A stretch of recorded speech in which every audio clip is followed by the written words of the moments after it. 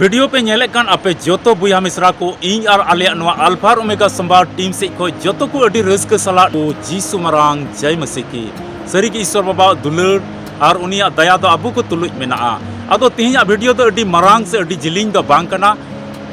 ईश्वरा दुलड़ बाबत रे मी बार कथा बुन गपाल मरा से उना कथा बाबत रे बुन अंजमा अबू अनवा धरती तड़ा जीवन रे उनी ईश्वरा कथा दिसे कते दिला अबू हबुन चित जोंगा और अबुआ मन अंतर को बुन सफाई तबना से अबुआ जीवन रे उका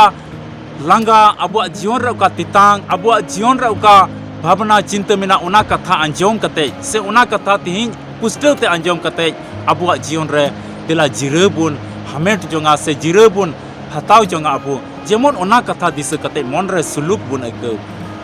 चिलका सुलूक जेके उना कथा दिसे कते हें इन प्रभु जीसु मसीह दो नुंकान कथाय मेन का इन दो नुंकान ईश्वर दो बइन सरहाव दी कना मिटन साधारण ईश्वर दो बइन सरहाव दी कना इन ईश्वर दो प्रभु जीसु मसीह दो नुंकान कथाय रोड का आदो उना कथा ची कना उना बाबत रे तिहिया नोआ वीडियो रे पुष्टते लई रियान कुरुमुटुय तमुना आदो आमठे नेहर मेना नोआ वीडियो एहब खय मुचित हबि नेल मे आदो वीडियो लहा से नेल लहा रे लई क्या नोआ वीडियो दो उनको लिगे कना अकोय दो प्रभु जीसु मसीह को आंगोज कदिया से को सरहाव दी कना सनद सस्तर पुते बाइबल रे कथा को आको मन अंतर रे को दोहयदा एकेन उनको लिगे गे तिहिं जुदी आम बाम सरहाव दी कान का प्रभु जीसु मसीह बाइबल रे कथा को आम अंजोम बांग सनाय मे कना तो आमठे नेहर मेना दया कते नोआ वीडियो दो आलम नेला अते आम लिगे दो बांग कना आमेम नेल लेका अडी रंगाव हेजमा और बड़ी बड़ी गेम हुदिसा उना यते आलम नेला नोआ वीडियो पहिल दो मेम नेलदा और ईश्वर कथा को आरहों बटाई सनाय मे कना से जावगी अंजोम सनाय मे कना गितिजो लहारे आम दो ईश्वर कथा को निंदा गिति लहारे आम ईश्वर कथा को अंजोम सनाय मे कना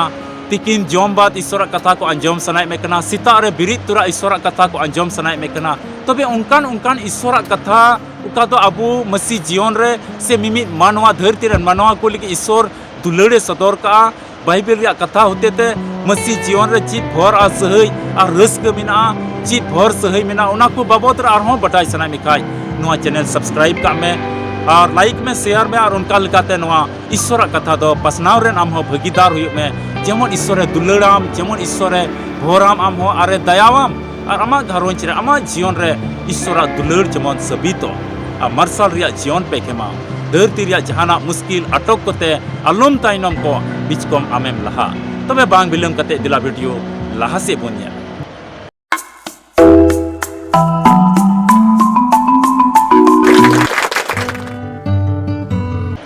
दुलड़िया बुहा मिश्रा को सरीगी ईश्वर बाबा आयमा दिन खोज से आयमा बछर को आमेम सरहाव दी कना आदो जाओगे आमा जीवन रे सुख हो हिजु रस्क रिया दिन को हिजु कना दुख रिया दिन को हिजु कना भावना रिया दिन को हिजु कना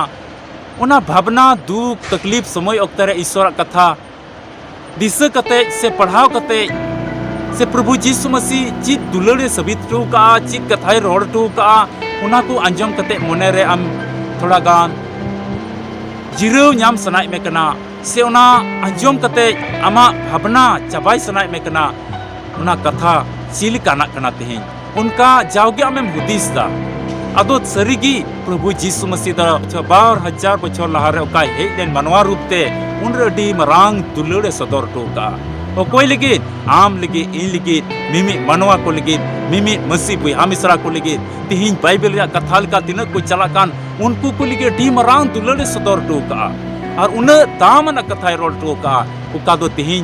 गोटा धरती सिंदरा ले रहो उनका ना दुलड़ उनका ना दया उनका ना दुलड़ तो बाकू सबित का उनका ना कथा दो बाकू रोड का उन दामन कथा रोल टोका उन दुलड़ सबित कना उन दया सबित कना उनिया उना कथा रे आदो तबे दिला बांग बिलम कते उना कथा बाबत रे बुन अंजमा से सस्तर को बुन नेला प्रभु जीसु मसीह दो जीत कथा रोड का जेके उना कथा अंजम कते आम मन रे मोजे मइकवा दुलड़े मइकवा उना कथा ते सबितवा ती आमे दुलड़े में केना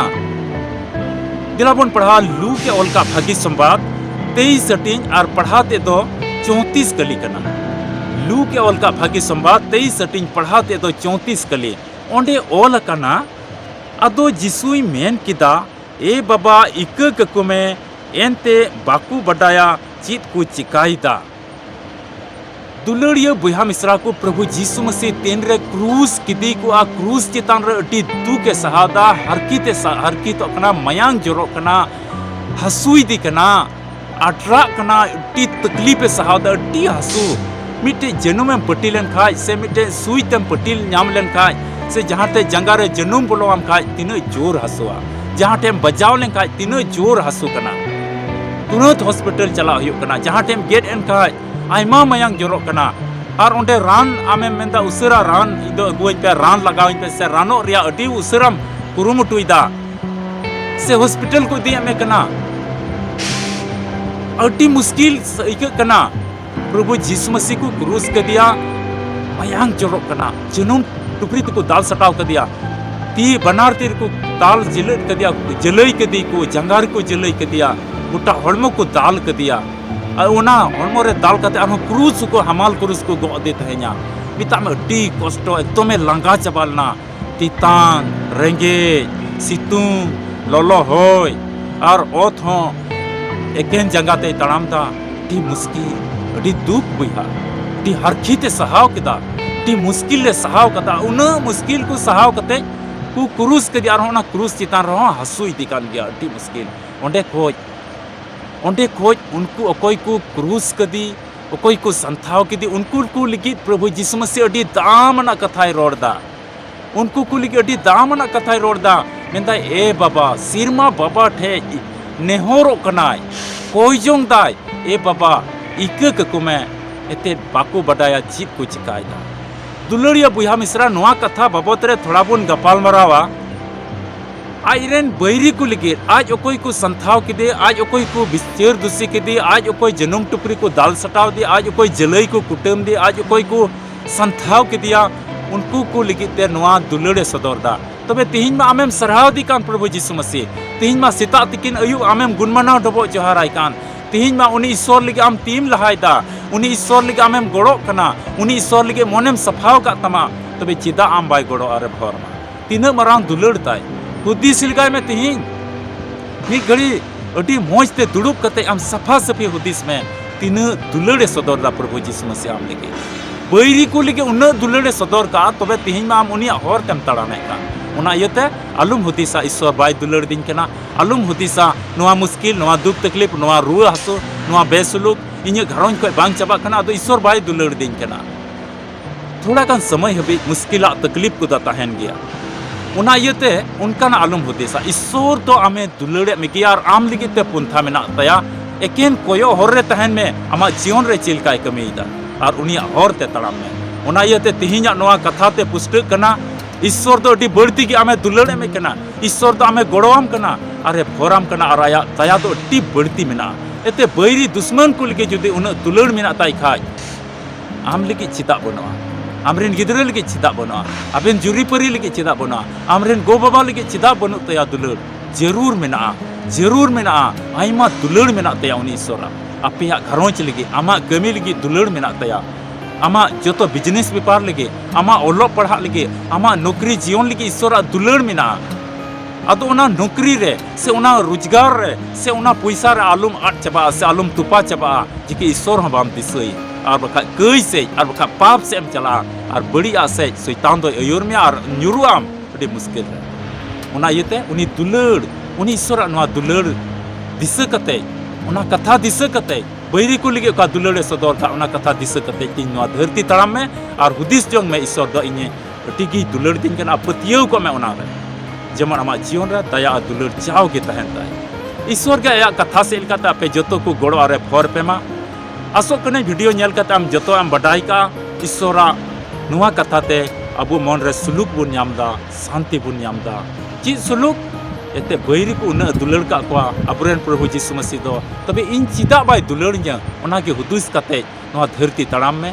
और सुलूक ते तहन में शांति ते तहन में और उनी ईश्वर सरहावे नुआ कथा अंजम कते जुदि आम अडी मौजम इकदा और हिजुकान जीवन लगी आमा घरोंज लगी मिटे आसेम दोहदा प्रभु यीशु मसीह तो इने बंचावnye इने बुगिnya और खटी के आमे बुगी मिया और आमे बंचाव मिया हिजुक उनिया जंगा बुटरे नेहरो में आमा नेहर कोई जंग को तो होय में उनी ठे नेहरो में आमा जीवन रे आइमाय कमिया वीडियो तो नोडेगिन मुचादा नापाम बोन आर मिट्टे वीडियो रे मा आपे जोतो को घरोंच रे कोई जोंग रे जमाड़ कान तहन पे और उनी सौ ठे हो नेहरो पे और ईश्वर सरहाव पे उनिया कथा को जाओगे अंजुम कते पढ़ाव कते मन अंतर रे रस्क कते उनी ईश्वर सरहाव पे जाओगे जमन उनिया महिमा सरहाव आम होते ते हुयो जहां को नवा वीडियो में नेले कान नित हबी समय एम ना उनिया कथा अंजुम लगे मन ईश्वर गोड़ो और आमे भरामा अरे दयावामा आम तुलु ईश्वर रे तहन आमा जीवन रे ईश्वर गोड़ो आरे भरामा आपे जोतो को नो अल्फा ओमेगा संबार टीम से खोज जीसु मरांग जय मसीह की।